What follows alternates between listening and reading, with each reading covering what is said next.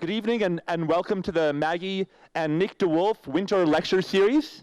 My name is Aaron Harrow. I'm here from the MIT Physics Department, and I'm also one of the organizers of a workshop on quantum computing at the Aspen Center of Physics, which has been on the topic of quantum computing and quantum algorithms, which you might have just heard about at the Physics Cafe. And we've been discussing what we would do with a quantum computer that we hope to build soon. And this, more generally, is what goes on at the Aspen Center of Physics. For the past 50 years, physicists get together, discuss research ideas, bounce ideas off each other, and I'm told there are mountains that occasionally people go to as well. It's a lot of fun. And part of the mission is to advance the research in physics this way, and part of it also is to explain it to people who are not practicing physicists, which is what this lecture series is all about. And so for that, I want to thank the Maggie and Nick DeWolf Foundation and the Wheeler Opera House for letting us use this beautiful space. So there's one more lecture in this series I'll mention. Next week is the last one of the winter series. It's about the human body. And then you should look on the Aspen Center for Physics website for information about the next talks will be in the summer. So there's a great series of events this summer, which you should look up on the web.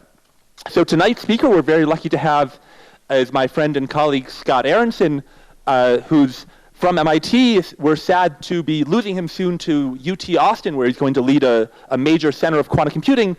And I think that knowing Scott, he would not want me to dwell on the large number of awards and honors he's received over the years. I'll mention just one, which is the NSF's Alan T. Waterman Award, given out to anyone in science or engineering.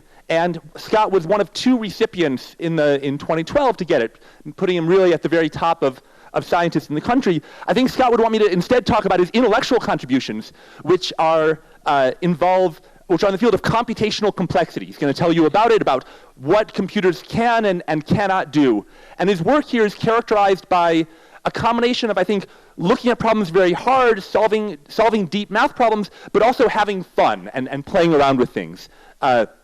For example, one of his contributions was to look at the many worlds interpretation of quantum mechanics, which says that maybe in one branch of the wave function you're here, and in another branch you're still on the ski slopes, in another branch you're doing something else entirely. If you had a quantum computer and you could just pick one branch at the end to and filter out all of the others, something known as post-selection, what would be the computational power of that? And it began as sort of a thought experiment. It led him to make some major contributions in complexity theory, and also to be the basis of what companies like Google are now trying to do to demonstrate that their prototype quantum computers are beyond what classical computers can do. So I think Scott's work is characterized by this combination of having fun and solving important problems. And today he's going to tell us about this mix of computational complexity and interesting problems.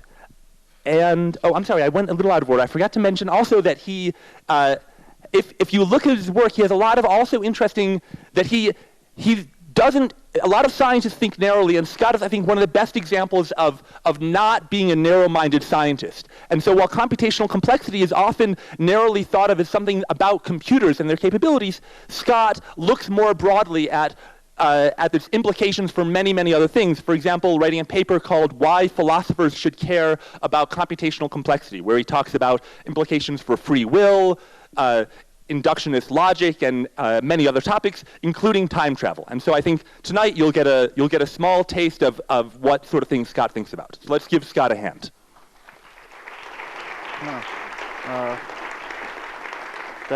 That may be the nicest introduction I've ever gotten. Thank you, Aaron, and thank you for coming, for having me here.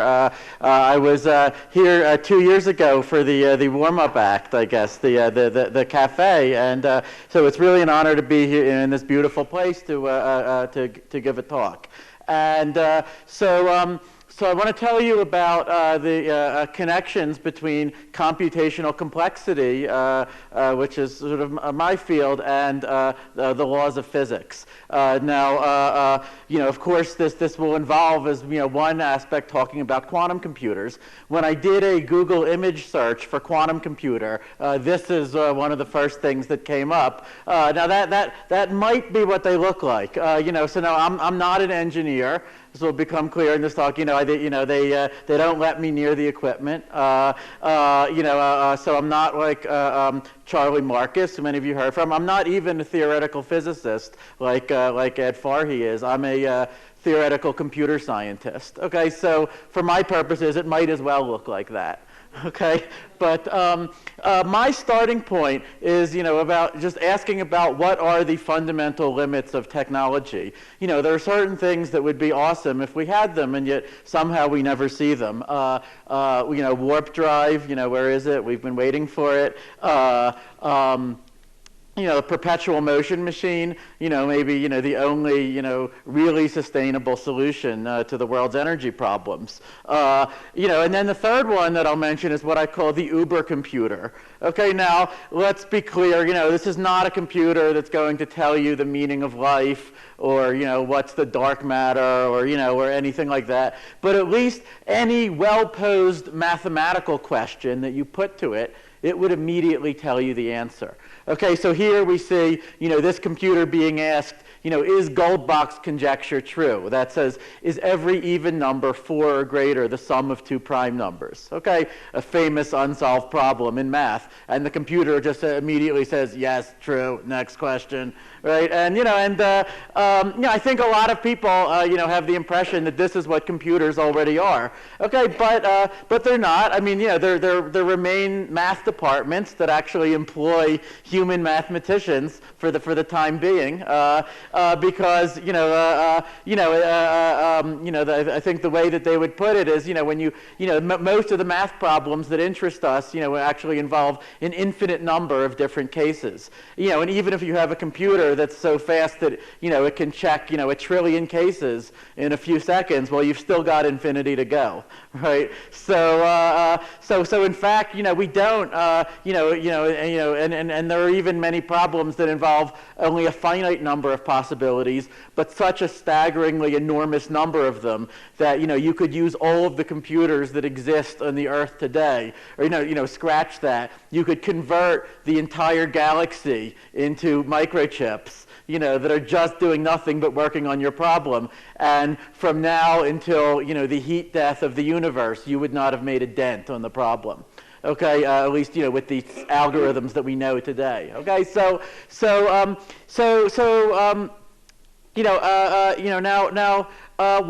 point that I want to make here is that in the case of the first 2 machines, we know something from the laws of physics about why they do not exist. Okay, it's not just some random fact that the funding ran out before we managed to build them, or it was too hard to build. Okay, in the case of warp drive, we have Einstein's special theory of relativity, which says that if you could send a signal faster than light, then in someone's frame of reference, you're also sending that signal backwards in time. And then you got to deal with all the nonsense about you kill your grandfather and then you're not born, but then therefore you are born, and it's you don't want to get into that stuff. Okay, so. In the case of the perpetual motion machine, there's the second law of thermodynamics that sort of gives us a deep explanation as to why, we can only, maybe approach this as a limit and never actually have it. Okay, now what about the third case? What about the Uber computer? I think that we should really think of it as parallel to the other two, in the sense that we should be asking what are the principles of physics that impose the fundamental limits on what we can and cannot compute. Okay, and can studying those limits actually feed back and tell us something new about physics? Okay, so those are the sort of the questions that I take as a starting point. And then, you sort of have no choice but to talk about quantum computers, right? Because, they're obviously relevant to it. But, to me, if you can build a useful device, I mean, that's a really nice cherry on the sundae. But this is the ice cream, to really, understand what are the ultimate limits. Okay, so I have to tell you a tiny bit about, the world where, the map of the world where computer scientists spend most of their time. And this, if you were at the cafe, Eddie talked about how he had to learn the abstract language of computer science. So this is what he was talking about. We like to organize all the different mathematical problems that a computer might solve into different classes. Okay, that are called complexity classes. Okay, that can be solved with more or less resources, and they have really dumb names. Hard to hard to popularize. I envy the physicists who call everything things like black hole, Big Bang, quark. Those are awesome names. We're stuck with non-deterministic polynomial. That's what NP stands for. But it's really just as good, okay? So P is the class of all the problems, by which you mean like an infinite family of yes or no questions, for which there is an algorithm, running on a completely ordinary digital computer, like the one, in your pocket, probably, that uses a number of steps that grows at most like the size of the problem raised to some fixed power.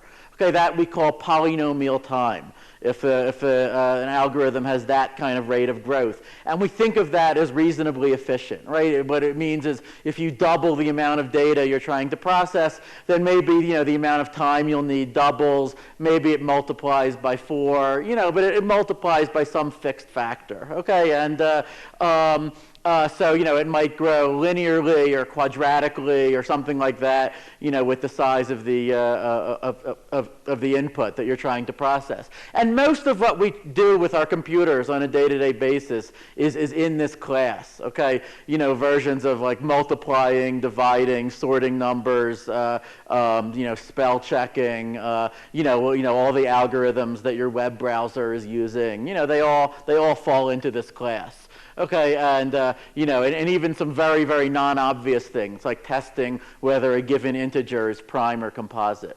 Okay, there's an efficient algorithm to do that. If the number is composite, it gives you no clue about what the factors might be. Okay, if you want the factors, that's a very different matter. Okay.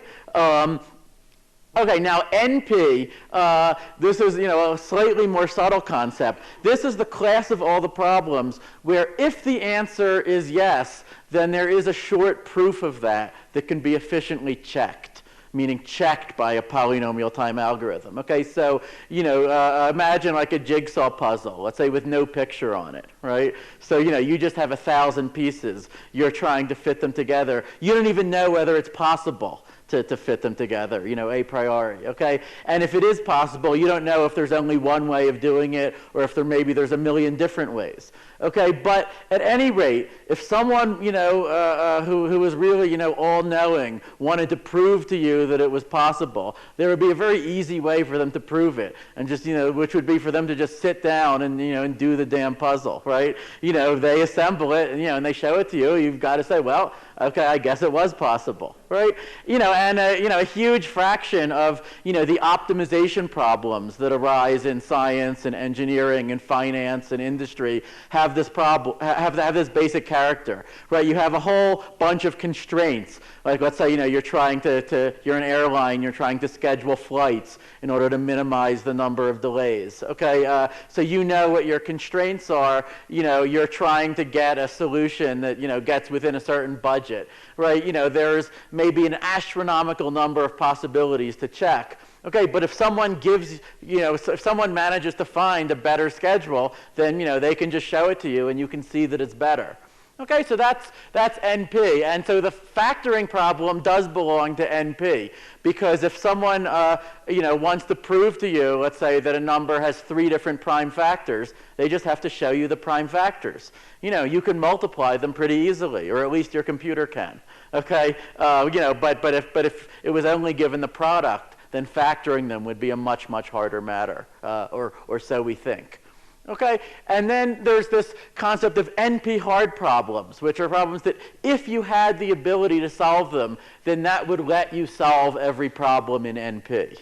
Okay, so it's at least as hard as all the stuff at NP. And this hierarchy goes up, really, really high, too high to fit on the slide. I have a website I made when I was a student called the Complexity Zoo that has about 500 of these classes. Okay, they, so you can get, like unbelievably high, levels of hardness. Okay, but a particularly interesting class is called the NP complete class.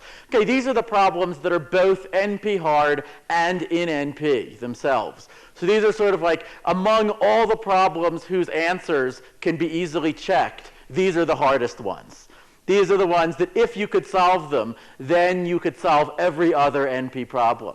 Okay, and that's sort of a weird, definition. It's not even obvious from it that there should exist any NP-complete problems. Okay, so a huge discovery of theoretical computer science in the early 1970s. I think the thing that really started this field was the discovery that there is not just one or two, but thousands of problems of practical interest that all fall into this NP-complete class. Okay, solving a jigsaw puzzle, which I mentioned before, is one example. Coloring a map so that no two neighboring countries, get the same color. If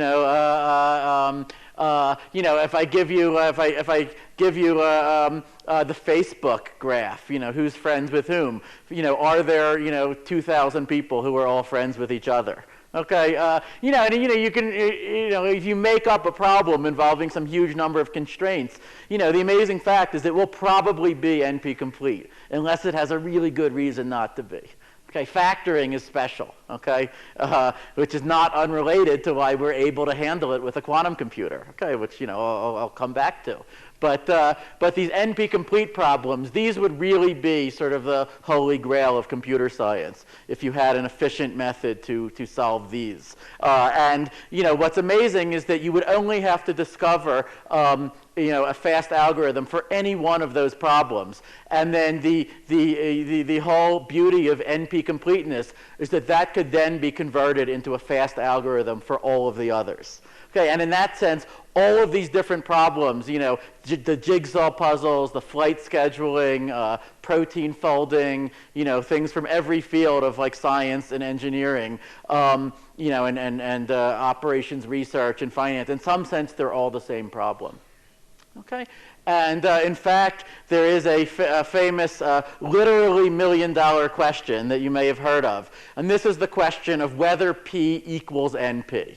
Okay, so this question is in popular culture. It was on The Simpsons, it was on Futurama, it was even in various movies, which were not very good, so I won't go into. Okay, but there are 7 problems that were the Clay Math Foundation put $1 million reward on in the year 2000. It was like the greatest math problems of the 20th century, right? One of them was the Riemann hypothesis about the distribution of prime numbers. One of them was the Poincare conjecture in topology. That one was solved by Grisha Perelman, who then turned down the $1 million prize. Okay, so none of them have actually been awarded yet. Okay, but P versus NP is one of them, and I would argue that it is clearly, obviously, the most important of the 7 problems. Okay, first of all, it's the only one of the 7 with sort of direct practical implications, you could say. Okay, but in addition to that, it sort of encompasses all the others in the sense that if P were equal to NP, what would that mean? It would mean that every problem that was where an answer was efficiently verifiable or checkable would also be efficiently solvable. Okay, it would mean any time you can recognize the answer, you can program your computer to quickly recognize a good solution to something, you could also program your computer to quickly find a good solution whenever it existed. It would mean that there would be a way to cut through the brute force, enumeration of one possibility after the other, and just, go straight to the solution whenever it existed. Okay, and and one thing, that would mean that essentially, all the cryptography that we use today would be broken. Even the kinds that aren't broken by quantum computers.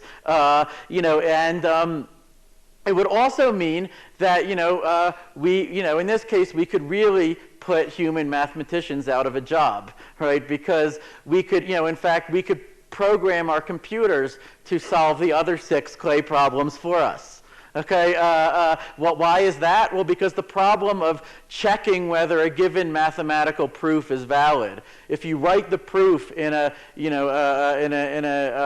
hair-splitting enough way, right? That is something you can program your computer to do, right? And there's a whole field called formal verification, where people have their computer prove that that this airline that this airplane control system is not going to crash or whatever, right? They prove that as a mathematical theorem under stated assumptions, right? And and a computer can actually check a proof. The issue is, there may be a huge number of proofs. It may be very, very hard to find one. But if P equal to NP, you could say to your computer, look, is there a proof of the Riemann hypothesis in this formal language, which is at most 1 billion symbols or fewer? Let's say, right? And if such a proof existed at all, then your computer would be able to find it, and in time that would grow, maybe like 1 billion, maybe like 1 billion squared. Okay, but at any rate, it would grow as a polynomial function of the size of the proof itself. Right? And so the only way, that your computer wouldn't solve the problem would be either if there were no proof, or if the proof were just, too large to be written down at all, you might say. Okay, so this was actually, as far as we know, was first noted by Kurt Gödel. Some of you might know as the incompleteness dude.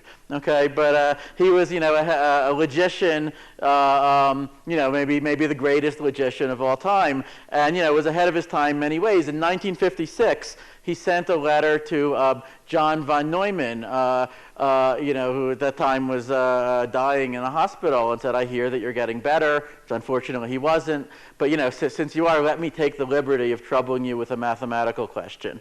And he then asked what today we would immediately recognize as the P versus NP problem, although it was not, although no one published about it for another 20 years. Okay, and he said, look, it is, if there actually were a machine that could decide, that could find proofs of length n, with a number of steps that grew only linearly with n, or even only quadratically with n, this would have consequences of the greatest magnitude. He goes on to say, it would mean that the mental effort of a mathematician could be completely replaced by machine. And then he puts in a footnote, apart from the postulation of axioms. Okay, so this is really what we're talking about. It's a practical question, but I think it's also almost a metaphysical question. Okay, that's P versus NP.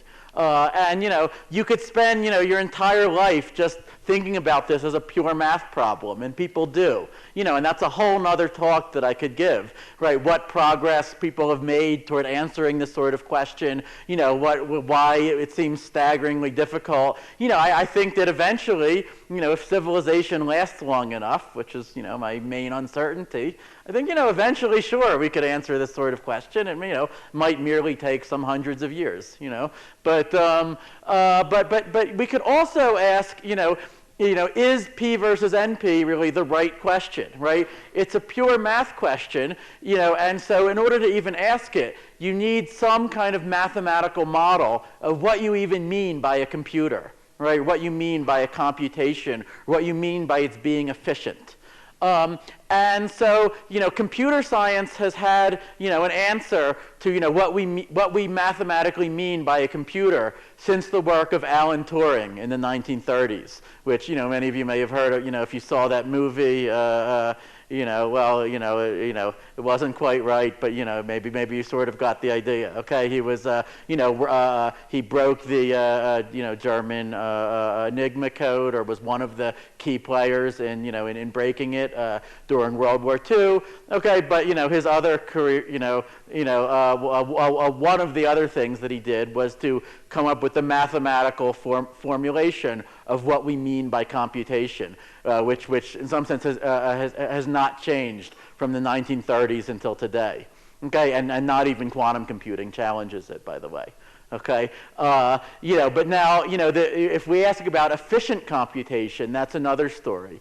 Okay, so we've had a computer scientists have had a notion of what they mean by a fast algorithm or an efficient algorithm since the 1960s. And that's tied into a belief which is called the extended church-Turing thesis, or ECT.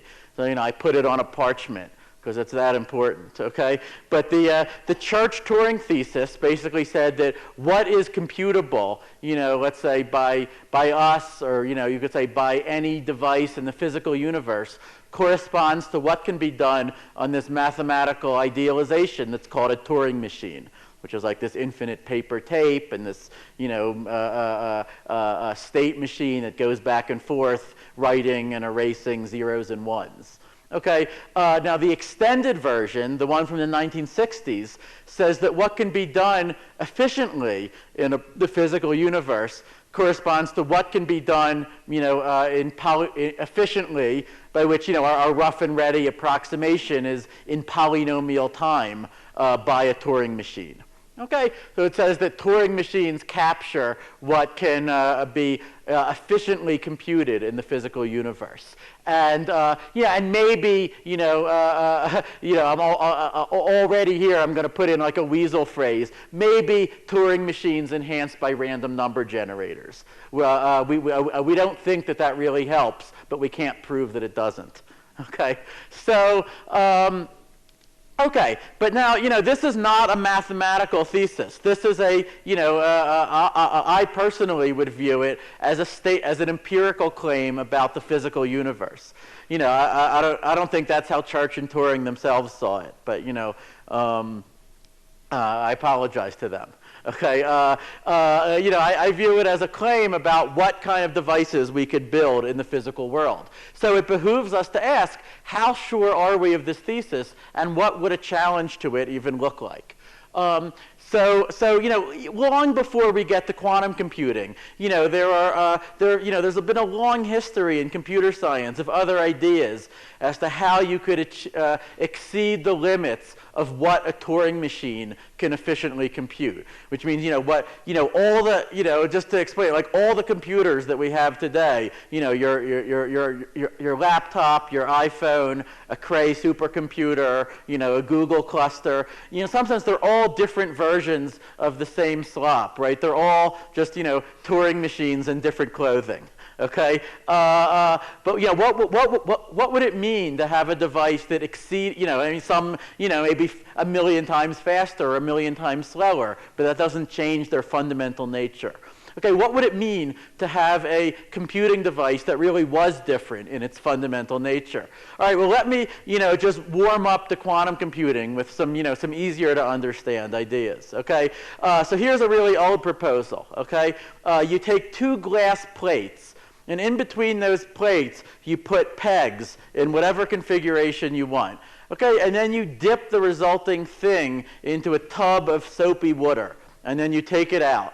And you look at, and what will usually happen is that soap bubbles will form, sort of connecting the pegs together. And, if you know anything about bubbles, right, they like to minimize their surface tension. They like to, which in this case, will typically mean minimizing the total length of bubble, sort of connecting the pegs. Where where these sort of or we could just say minimizing the total length of line segments connecting the set of points in the plane, where two line segments can also meet at intermediate points like these. Okay, so this is actually a well-known problem in geometry and combinatorics. It's called the minimum Steiner tree problem. Right, where I give you like a set of cities, if you like, I ask you, what is the minimum amount of wire that you would need to connect all these cities together on the internet? Okay, and these cities all have just x, y coordinates in the plane. Okay, now here's what's crazy about this. Okay, the minimum Steiner tree problem is very well known to be NP hard. Okay, now what I just told you is that, bubbles, because they like to be in their lowest energy state, or they're, minimize their surface tension, they should just find the minimum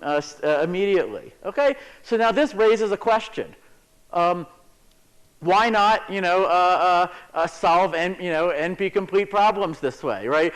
Can a tub of soapy water do what our fastest supercomputers cannot? Okay, why not, so like NP-completeness tells you that you could create a configuration, of some billions of, of pegs probably, but not an impossible number, such that if you knew the smallest length of bubble connecting those pegs together, then from that you could read out, for example, your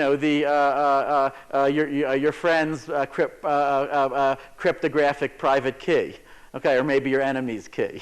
Would be more likely, okay? Or you could read out, a proof of the Riemann hypothesis, okay?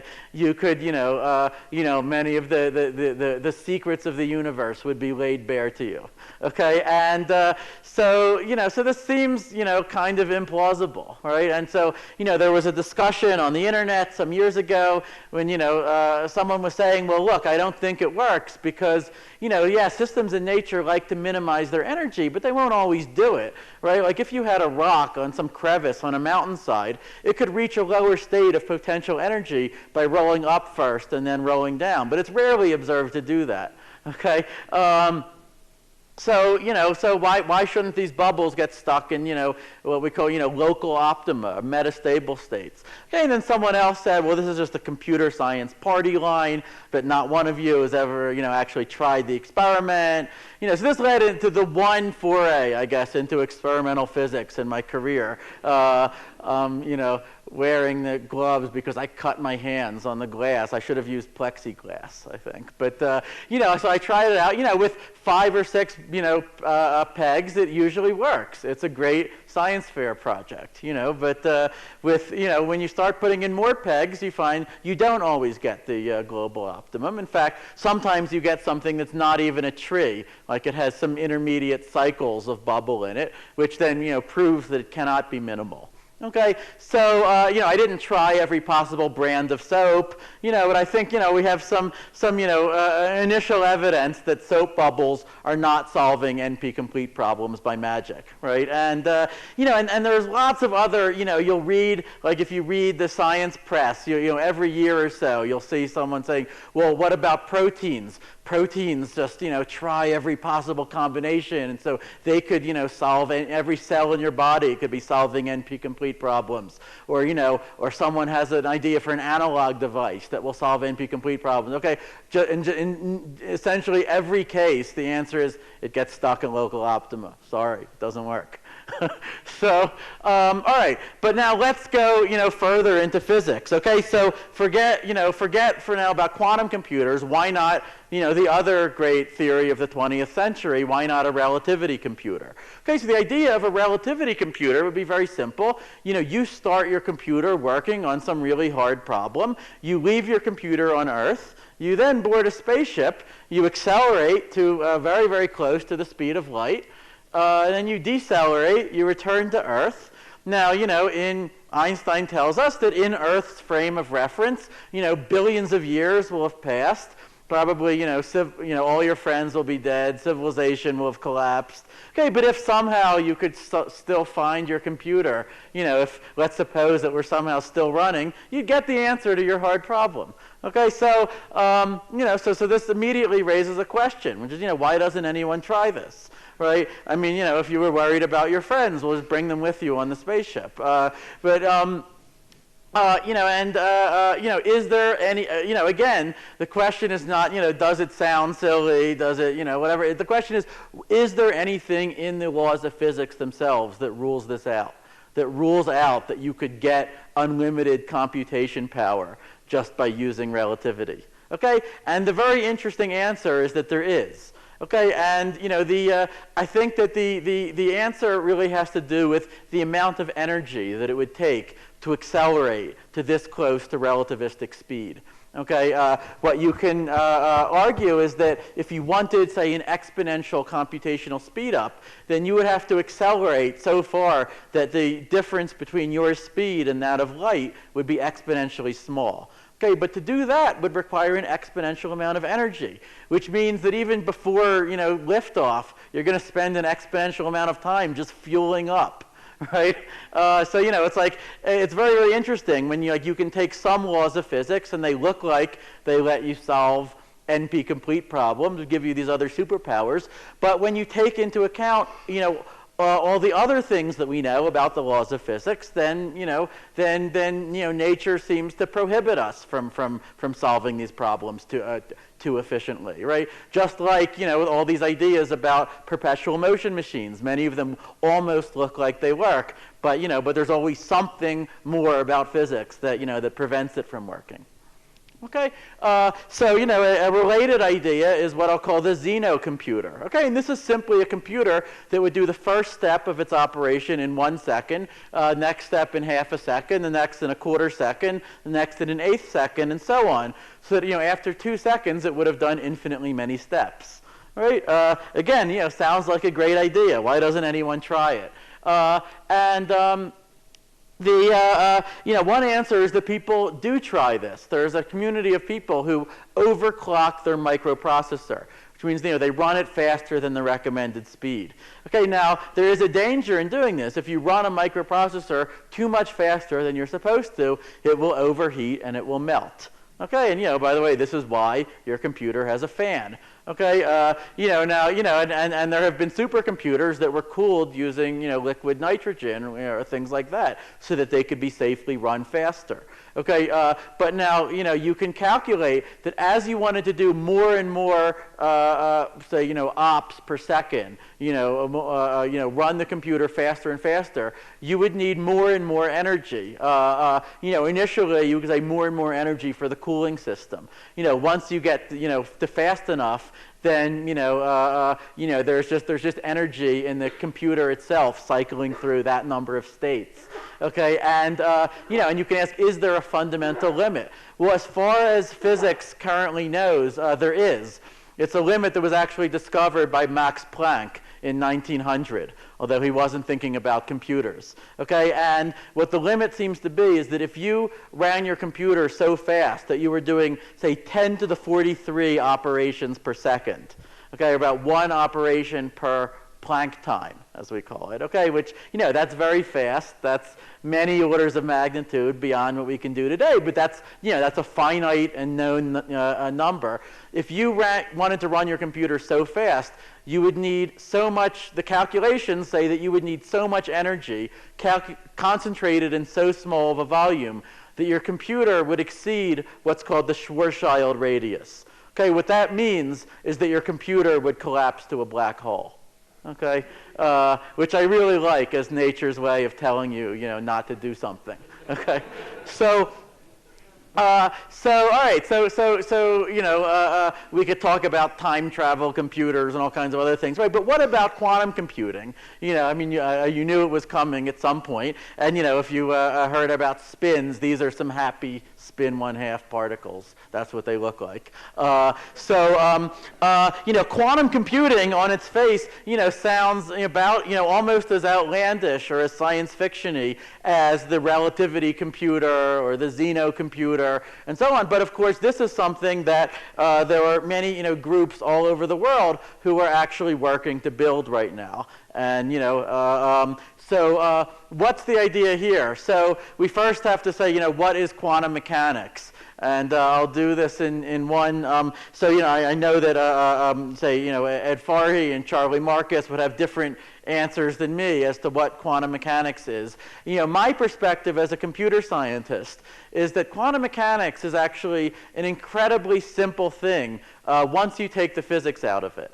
Okay, it's in some sense it's like quantum mechanics is barely even physics. It's a set of rules. It's like an operating system that that our known laws of physics run on as application programs. Okay, and what it really is it's just a certain generalization of the rules of probability themselves. Okay, in probability, you talk about, let's say there's maybe a 30% chance of rain tomorrow, or 70% chance, or maybe this cat is dead, maybe it's alive, you don't know, so you assign probabilities, and then you look, and you see, so then you know, right? But one thing you would never do is you would never say there's a negative 30% chance of rain tomorrow. Okay, that would just be stupid, right? Or or there's a or even less so that this cat has a square root of -1/2 chance of being dead. Right? But in quantum mechanics, you do something like that, okay? Because what it fundamentally says is that to describe the state of a physical system, you have to take every possible configuration that you could see that system in on measuring it. Like, is the electron spinning up or is it spinning down, so forth. And each configuration has to be assigned a number called an amplitude. Okay, and amplitudes can be positive or negative. In fact, they can be complex numbers. And and you use amplitudes to calculate probabilities. Okay, but the amplitudes themselves work very differently than probabilities do. In particular, they can, if something could happen one way with a positive amplitude and another way with a negative amplitude, then those two ways could, as we say, interfere destructively and cancel each other out, with the result being that that thing never happens at all, right? And in some sense, everything in quantum mechanics for the last 90 years has just been different manifestations of that one phenomenon, okay, the interference of amplitudes. But it was not until the 1980s that a few physicists like Richard Feynman and David Deutsch had the seminal idea, to simulate a quantum system with our existing computers, like a high temperature superconductor or something like that, or a complicated biomolecule. That's very, very well known to be an extremely hard problem. Okay, because the reason is you've got to keep track of this entire list of amplitudes, and the number of amplitudes grows exponentially with the number of particles in your system. Okay, each particle could double the number of amplitudes. Okay, and so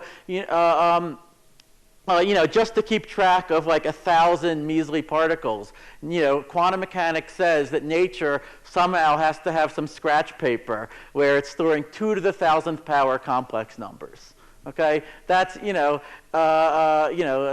me that is the most staggering thing that quantum mechanics says, right? And then what Feynman and Deutsch asked is, why not? If that's really true, then why not put it to work for us? Right? Why not build a computer that itself would exploit this phenomenon of interference, that itself would be described by a superposition with exponentially many amplitudes. Now, supposing that we built such a computer, what would it be good for? Feynman was only able to give one answer to that question, which is it would be good for simulating quantum physics. Which I think if we actually get quantum computers, that will likely be the most important real application that they have. Quantum computing has become much broader than that. It's become a field about what can you do if you have 2 to the n complex numbers working for you. Now I got to ward off a misconception that if you read almost any popular article that's been written on the subject, they'll say a quantum computer is just a computer that can try every answer in a different parallel universe. Right, and we would write it with a notation like this: that for each possible answer to your problem, you would have some amplitude for it. Okay, and this is just the notation we use for that. Okay, and so there's some sense in which that's sort of true, right? That you can create a superposition over all possible answers. Let's say to an NP-complete problem. Okay, that's quite easy to do with a quantum computer. The hard part is, at some point, you've got to measure the thing. Okay, at some point, you've got to look at the computer, read out a state. And if you just measured a superposition over all answers, not having done anything else, what you would see would be a random answer. Okay, and of course, if you just wanted a random answer, well, you could have picked one yourself with a hell of a lot less effort. Could have just flipped a coin a bunch of times. Okay, so the only hope of getting a benefit from a quantum computer is if you can take advantage of this phenomenon of interference between positive and negative amplitudes. If you can take advantage of the way that that amplitudes are different from just ordinary classical probabilities. Okay, if you can choreograph a pattern of interference where for each wrong answer, some paths that lead to it have a positive amplitude and others have a negative amplitude, so that on the whole they cancel each other out, whereas the paths leading to the right answer should reinforce each other. Okay, that's like a really, really weird hammer that physics gives you, and people spend a long time searching for a nail that it would hit. Okay, so you can, like, in computer science we can give anything we like an inscrutable sequence of capital letters. Okay, so my advisor Umesh Vazirani and student Ethan Bernstein in 1993 defined it BQP, bounded error quantum polynomial time, as like the quantum generalization of the class P. Okay, and then the question becomes, how large is BQP? And does it contain any problems that are not in P?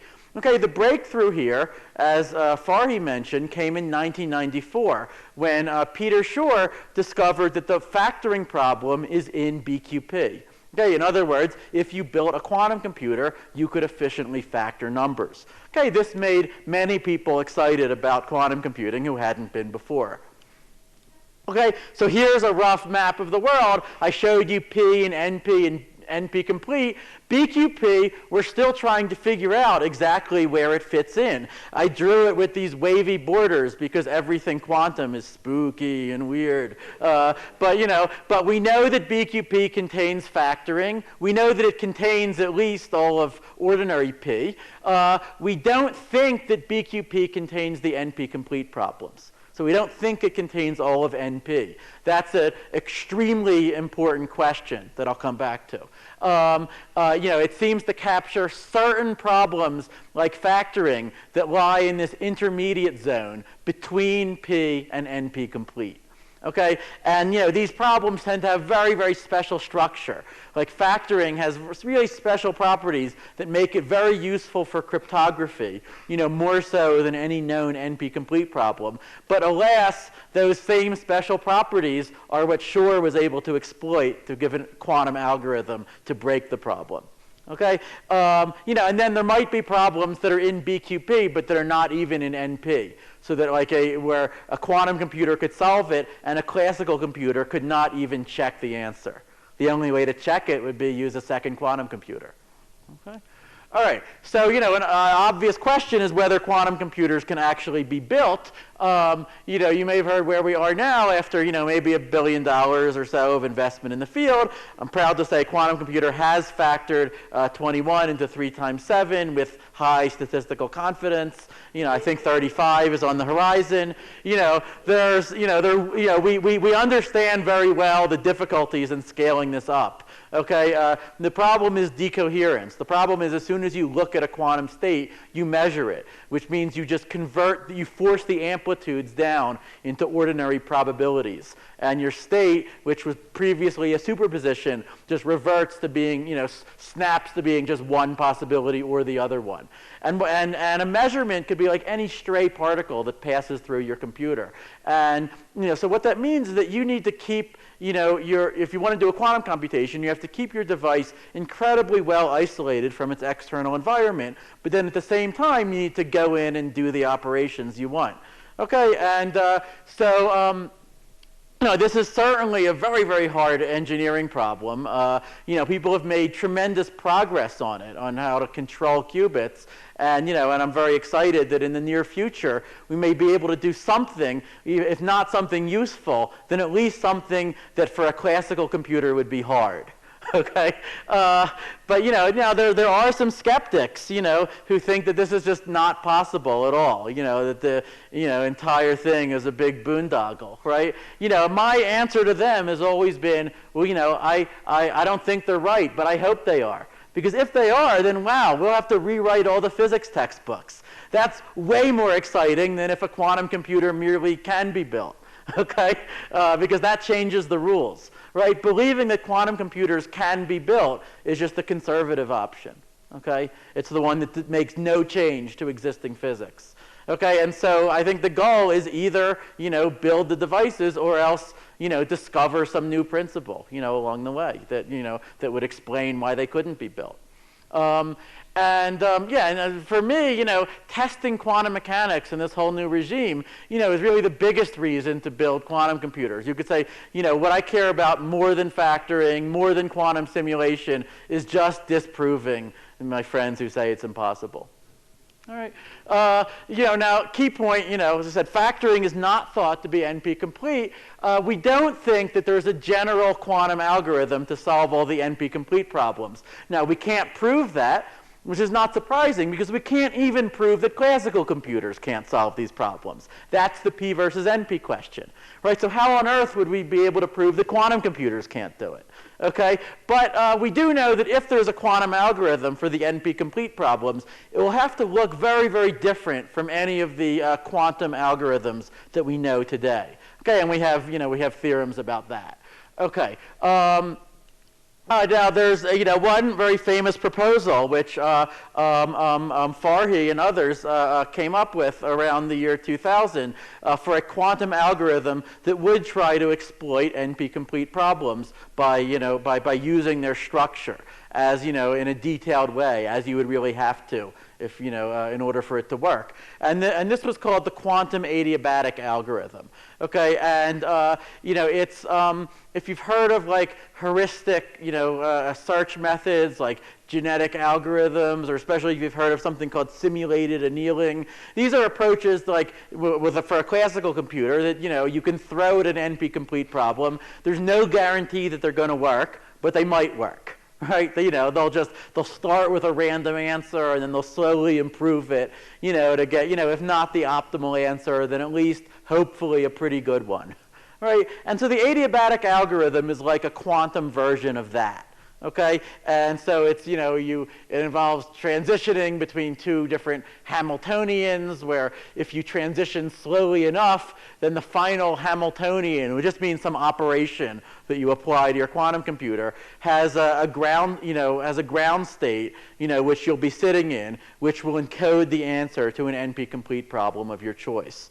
Okay, now some of you may have heard there's a company called D-Wave, which was on the cover of Time magazine. They've spent hundreds of millions of dollars so far to try to build very, very special purpose quantum devices that are just optimized for something like this adiabatic algorithm. Okay.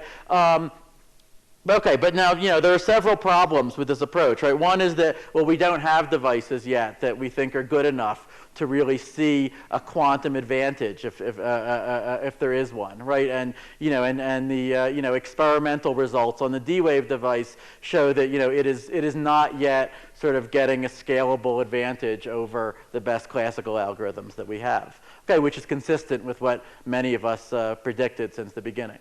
Okay, but but then a second issue is that even if we could build a perfect quantum computer, we think that there will be cases where even this adiabatic algorithm will need exponential time to solve the NP-complete problem. Okay, and the amount of time that this adiabatic algorithm needs is controlled by something called the spectral gap, which is like a gap between two different energy levels.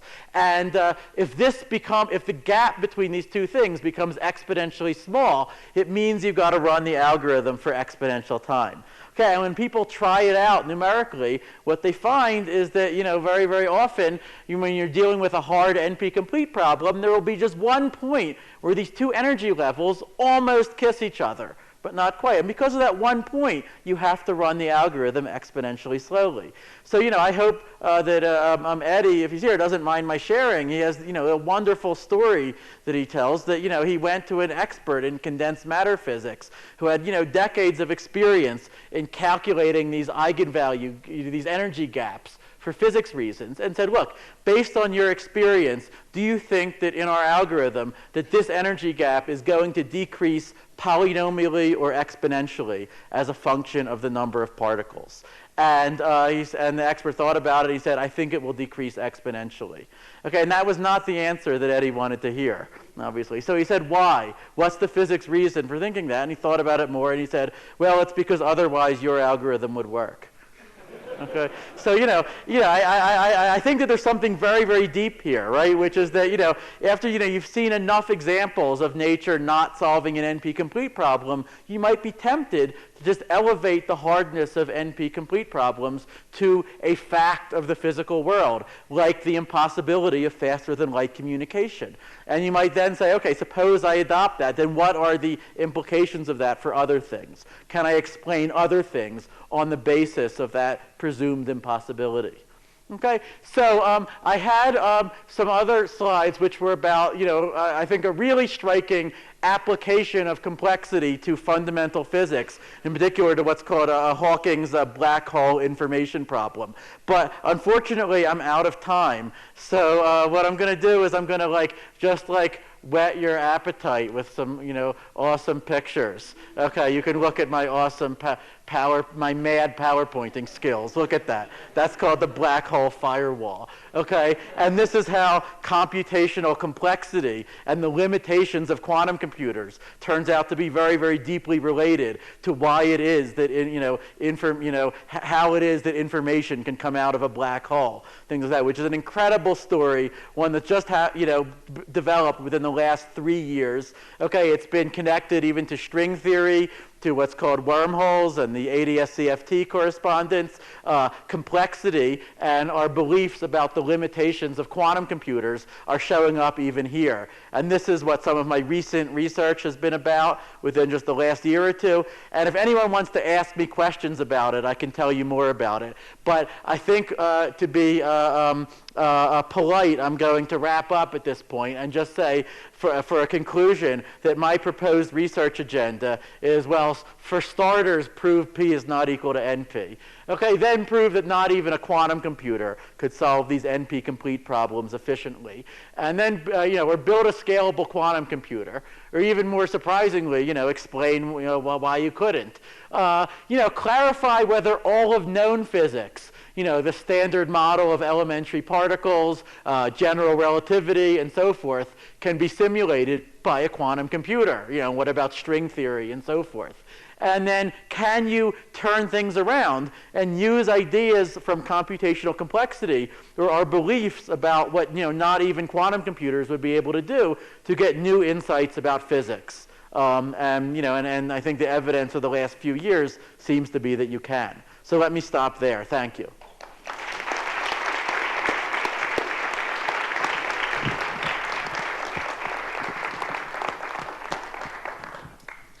So thanks, Scott, for a great talk. And we have time for some questions from the audience on any topic related to it or unrelated. I have a question. Yeah. Can a Turing machine emulate a quantum computer? That's an excellent question, and the answer is yes. A Turing machine can emulate a quantum computer just very, very slowly.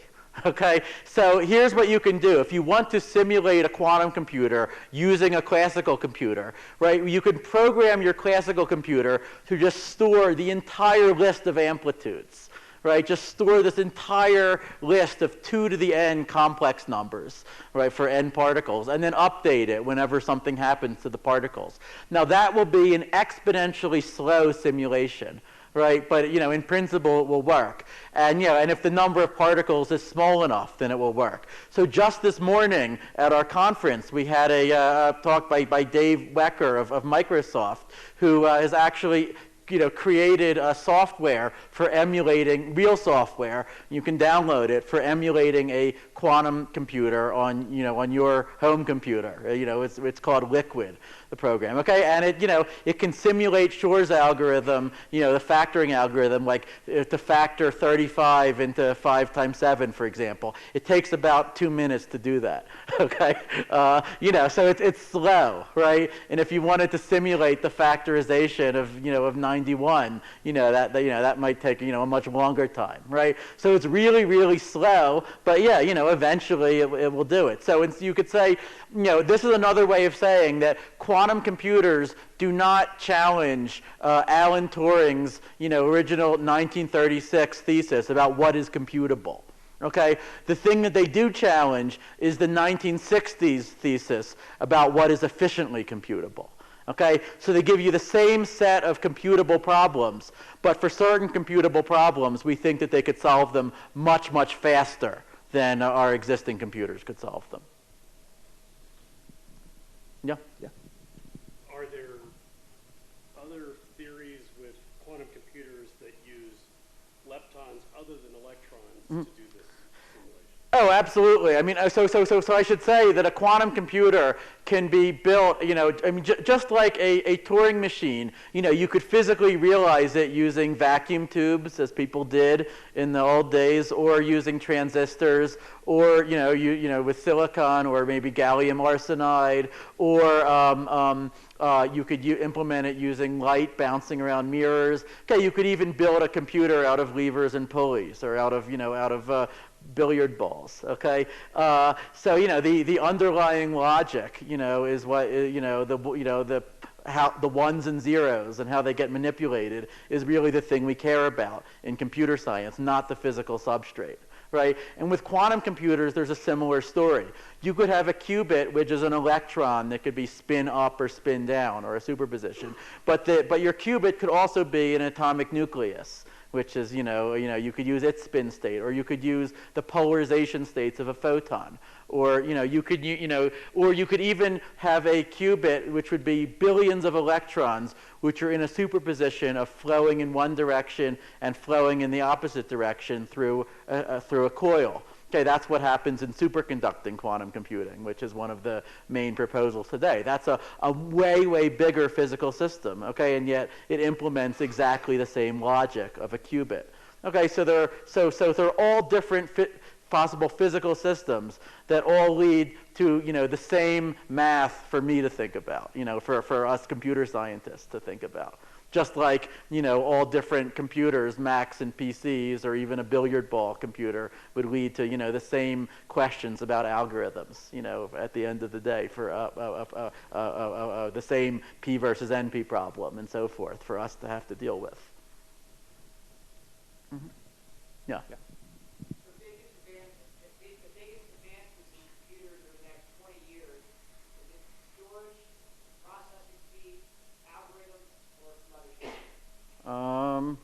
I don't know. I mean, I have friends who think that within 20 years there's going to be a singularity and we'll all just be uploaded, into the cloud and live forever.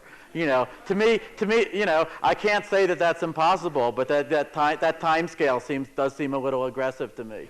I mean, although, computers did just beat the best human at Go, right? So I mean, it is, I try to stay out of the field of forecasts, especially when they have specific dates attached to them, okay? I try to talk about general principles. But that way no one can come and tell me I was wrong, okay? One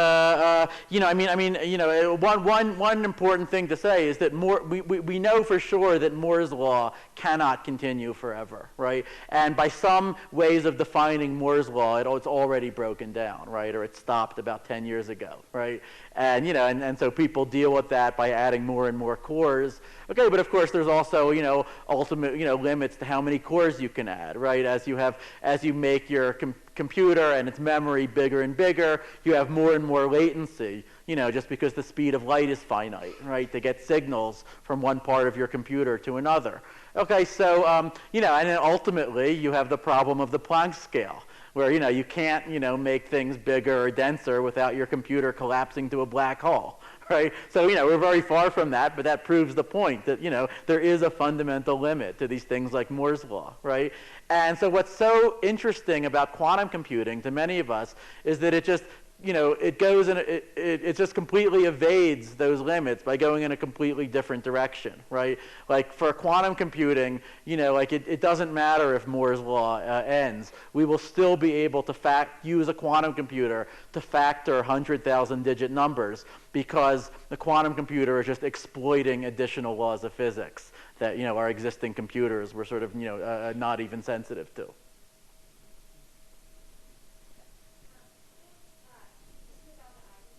Yeah, sure.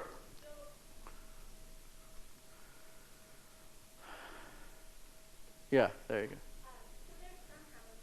Uh-huh. Yep.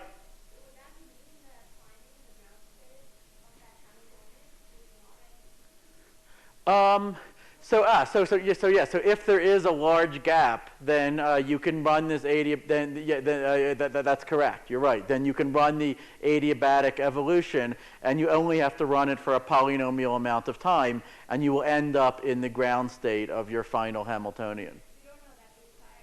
That's right. But you can always just try it out and see what happens, right? And if it works, then you can say, okay, well then I guess my gap was large enough for it to have worked. Right, and then you can also, what people do is they try to estimate these gaps either numerically or analytically. That's often a very hard problem, but we know that there are cases where the gap decreases exponentially. Right.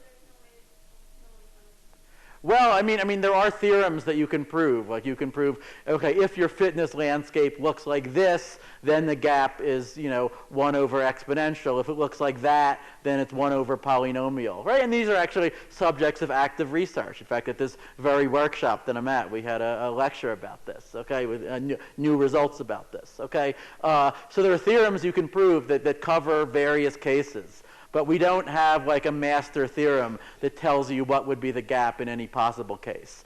Okay, and so so unfortunately, this is a much murkier situation than for Shor's algorithm, right? Like Shor's algorithm, you build the quantum computer, and then we know exactly what you should do, how long it will take. If the laws of physics are what we think they are, then it will work. Right, the adiabatic algorithm, there may be no, and if you really want to know, like, is this useful in practice? Does this give you a speed up over the best classical algorithms? For optimization problems that people care about in the real world, there might be no way to really answer that question without just building a quantum computer and trying the damn thing out, unfortunately.